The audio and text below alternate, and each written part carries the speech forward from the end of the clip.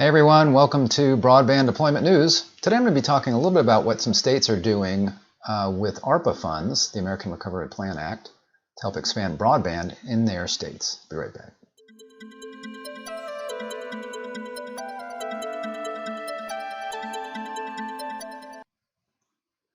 Hey, thanks for joining me. Rick Husey here, Broadband Deployment News. So I've talked a lot about ARPA recently, the American Recovery Plan Act. That's something that was passed specifically to help states recover from the COVID crisis that we had, and a lot of that could be used for infrastructure like water, improving access to those kinds of utilities, but also broadband. In fact, they've basically said really all of it could be used for broadband if a state wanted to do that, based on the final rules that were approved on that. So I've talked a lot about that, and I found this article on Pew that I wanted to go over that I thought gave a pretty good summary about what states are doing here, and just maybe to go over a few more things about this, just to remind you about ARPA being out there, because the funds that everybody's all excited about from the IIJA, the Infrastructure Investment and Jobs Act, and there's about about $65 billion for broadband in that act, although, let's say like 45.2 as part of the BEAD program, that's broadband equity, access and deployment. So about $45 billion, a little bit more on top of that for broadband affordability and a few other things, middle mile program about $1 billion. That's a lot of money, and a lot of people are kind of excited about that, waiting for that, but it's going to be a while before that becomes available. Probably won't be seeing any money released for that until next year, 2023. So right now, ARPA is you can still apply for that if you're a state.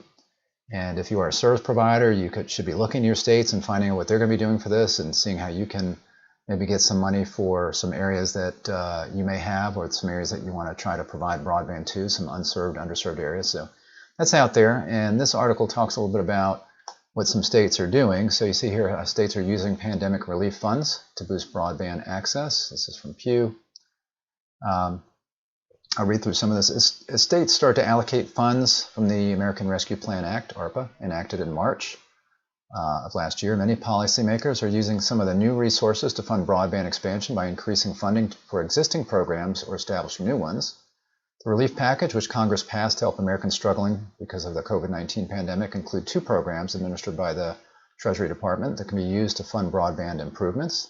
They have the Coronavirus Capital Projects Fund and the Coronavirus State and Local Fiscal Recovery Fund. So a capital project fund, that's $10 billion that states can seek in order to invest in capital assets that enable work, education, and health monitoring, including remote options, and to address critical community needs made apparent by the COVID-19 public health emergency. So a lot of this stuff, we kind of knew it needed, but we knew it needed to be done, but it really became apparent during COVID when everybody was home at once, and we realized, a lot of people realized, hey, I don't really have good broadband at home. I've been using it at work. My kid's been at school. We didn't really have to be both on at the same time doing Zoom calls. So it became apparent for that. This can include broadband infrastructure projects, digital connectivity technology projects, and improvement to connectivity device and digital literacy at multi-purpose community facilities. The Coronavirus State and Local Fiscal Recovery Fund, that's the other part of it, will provide $350 billion for projects intended to combat the pandemic's economic fallout. Eligible state, local, territorial, and tribal governments have significant flexibility in determining how to allocate the funds based on local needs. Among the eligible uses are necessary investments in water, sewer, or broadband infrastructure. And that significant flexibility is really kind of key. I'm going to go ahead and post a broadcast that I did a few weeks ago when the final rules were issued by the Treasury Department on ARPA and how this could be used, and they did loosen up some things. So originally it was going to be more strict, I think, on unserved and underserved areas. And for ARPA, unserved or underserved are lumped together. There's not like a separation as there is for the infrastructure bill that passed. Instead, it's basically the FCC definition of broadband currently, which is 25 megabits per second down, 3 megabits per second up. So an unserved or underserved area would be an area that does not meet that. But now, if you look at the interim final rules, the final rules, then they're even more flexible, that you can look at areas even if they supposedly have service that's above that, if it's not reliable service, if you did a survey of subscribers in that area and you're finding out that people are saying, well, I don't really get that, or while the service says I'm getting that, or, certain times of the day it's bad, those kinds of things, does give you some flexibility in actually looking at applying funds for those areas. This funding is separate from the recently enacted Infrastructure Investment and Jobs Act, which will provide an additional $65 billion to help policymakers address high-speed internet access and adoption. So you can see we're talking about $65 billion here that everybody's all excited about. We've got $350 billion as part of ARPA and as part of this SLFRF fund, plus the $10 billion in capital projects fund that's already there available. So states have been applying for this and they're using it in certain ways. So again, if you're a state, you still can go out and apply for this money. I don't think the deadline has been reached on this. On the second one here, definitely, I don't believe that's been. I know that's not been reached. So you can actually still apply for funds as a state as you look to be improving broadband in your area. A lot of states are, when this Infrastructure Act passed, they realized, hey, we need to do something. We need to set up a state broadband office, or we need to improve our broadband office. Well, as you're doing that, go after these funds because they're available.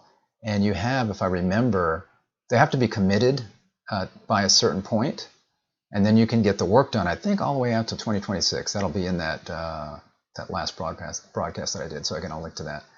And I'll link to those final rules, or there's a link to the final rules in that broadcast. So again, this is money that's available now, not associated with the $65 billion.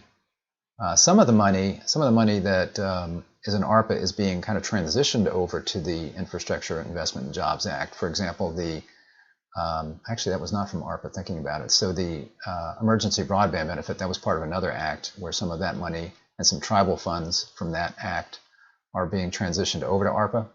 So really it's got nothing to do with this bill that everybody's kind of waiting on, but the money's there now, so make use of it.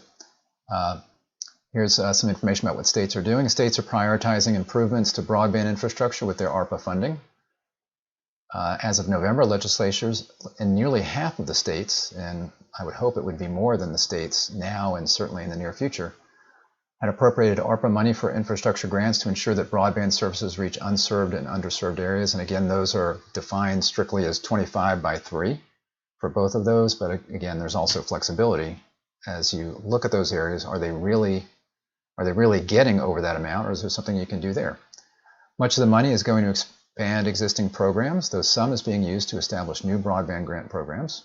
California, which has a robust existing broadband grant program, falls into that first category of one that's expanding their existing program. The state legislature allocated $3.25 billion to the Department of Technology to oversee construction and subsequent maintenance of a statewide open access middle mile network, and $500 million for the Public Utilities Commission to oversee last mile projects. So what they mean by a statewide open access middle mile network is that middle mile network will be put in, and then any service providers can come in and ride along that last mile network. They may have to pay for access to that, but it's not something that's limited to one specific service provider. Lawmakers approved $22.4 million for the Public Utilities Commission to facilitate these projects and oversee distribution of funds. Indiana, meanwhile, appropriated $250 million to the Office of Lieutenant Governor for broadband expansion grants. Colorado has an existing broadband grant program, but it's using ARPA to establish additional funding opportunities. Lawmakers appropriated $35 million, each to newly established digital inclusion and broadband stimulus grant programs, and $5 million for a new interconnectivity grant program. Hawaii used $5 million of its ARPA allocation to launch a broadband infrastructure grant program in unserved and underserved areas. Montana appropriated $275 million of its ARPA money to a new effort to fund communication projects related to broadband infrastructure. In addition to general infrastructure grants, some states have focused on more specific needs when allocating their broadband deployment funds. For example, Texas lawmakers approved $500 million for broadband infrastructure with a requirement that $75 million be used for pole replacement. And sometimes that is a challenge that you've got broadband infrastructure, you've got these existing poles and some other things, and you need to be able to provide access to that. And in some cases, you have to make sure that those poles are capable. You've got to do like make-ready studies, make sure that those poles are capable of actually handling all of these new lines that are going to be coming in. So they've got that money there. In Kentucky, legislature has appropriated $50 million for broadband projects in furtherance of securing economic development opportunities for commercial and industrial customers. So in some cases it's broadband deployment, in other cases it's access to broadband or making it more accessible, not necessarily building it, but making it more accessible. It could be affordability. Several states have also put a priority on increasing broadband connections for low-income households. That's another, again, making it affordable. Connecticut, for example, appropriated $10 million for low-income and multifamily curb-to-home broadband build-outs, in addition to $10 million for grants to underserved areas. Virginia appropriated $8 million for the state's line extension customer assistance program to make sure that existing networks reach low to moderate income residents. And out of $276 million appropriated for broadband infrastructure, Washington has set aside $5 million for equity and affordability grants. Then more, again, less about building out and more about helping with access and affordability. In this case, access to help with education, public health, and transportation. States are also using the money to fund specific initiatives that extend broadband access to support high-speed internet access for education, public health, and transportation. Connecticut appropriated $9.5 million for statewide geographic information system, GIS, capacity to improve state broadband availability maps. And a lot of states now are looking at doing that because they need to figure out what they're going to do with these funds, whether it's for ARPA or in preparation for the IIJA and the broadband funds available to that. And no broadband funds can be released for that until the FCC comes out with their updated maps, and we don't know when that's going to be. Hopefully it's going to be before the Notice of Funding Opportunity comes out from the NTIA, which is supposed to be in May. Doesn't necessarily have to be in May. That's when they're supposed to get it out, but there's no penalty if they don't, and they've got a lot of work to do, as I've mentioned before. So the FCC broadband maps need to be out, but right now states are trying to figure out, they're coming out with their own maps because they're trying to figure out who really does have internet access in my state and how can I get prepared for the $65 billion that's coming, and in this case, for money right here that's available through ARPA. $25 million for connectivity at health and mental health organizations, also from Connecticut. Virginia is using a portion of its funds to support public health with an $8 million appropriation to the State Department of Health to address connectivity and infrastructure issues at local health departments.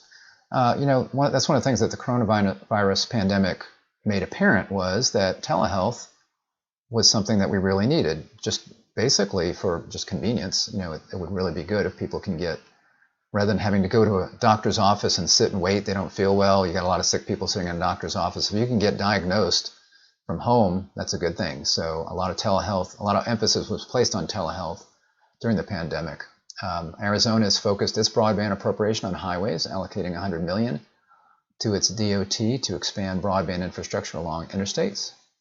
So right there, they're thinking ahead, thinking smart. So they've got these interstates, and how can we focus on using these funds to be able to run broadband infrastructure along those interstates, since we've already got kind of rights of way there. When state legislatures reconvene in 2022, more lawmakers will consider allocating ARPA funds for broadband. Eventually, they will repeat that process with the $65 billion for broadband expansion in the infrastructure bill. So again, a lot of what they're doing now with ARPA, it says they're going to be repeating that. Really, they're going to be laying the groundwork now. A lot of the stuff that they're doing right now kind of goes both ways. So they're trying to prepare for the IIJA, the big infrastructure bill, and as they're doing that, they're setting themselves up to be able to get better information for ARPA if they're going to submit for those grants, or if as they've been moving ahead with ARPA, they're putting in place a lot of what they need to be able to have ready some information that they'll need for the IIJA. So, as I say, this is something that I think the states definitely need to be doing if they're not. And also, if you are, again, a service provider in one of these states, then really you should be talking with your states, finding out what money they have. Don't wait for the IIJA if you have areas that are considered unserved or underserved. A lot of flexibility there with ARPA. It's a little bit more defined with the IIJA. And one other thing, I've mentioned this before, is that since the IIJA that money is going to take so long for anybody to get access to it, and we still have to get maps. The FCC is going to come out with their maps.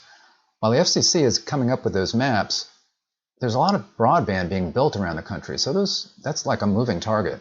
So get the money now, build out those areas, and then you'll have that area as being served under you and it won't be considered unserved or underserved when all of this money comes available later. And then they can focus more on the unserved and underserved areas, and you don't need to worry about maybe a service area that you have being targeted at that point. So as all this, we've got C-band and 5G that, we've got satellite. I don't know how that's going to impact what's considered served and unserved. And then we've got a lot of people right now, lots of providers. You've got AT&T out there, you've got Windstream, you've got Frontier and others that are expanding their fiber network, especially if they had DSL. So they're expanding their fiber network. And a lot of the areas that if you were to look on a map today that are unserved and underserved will not be unserved or underserved in 6 months, and even sooner. Some places they're right now installing that fiber infrastructure. So just keep that in mind. Thanks for joining me. Hope this was helpful. If it was, give me a thumbs up if you would on YouTube, and make sure you subscribe and click the little bell to be notified when I am live. And I will see you next time for broadband deployment news. Take care. Bye-bye.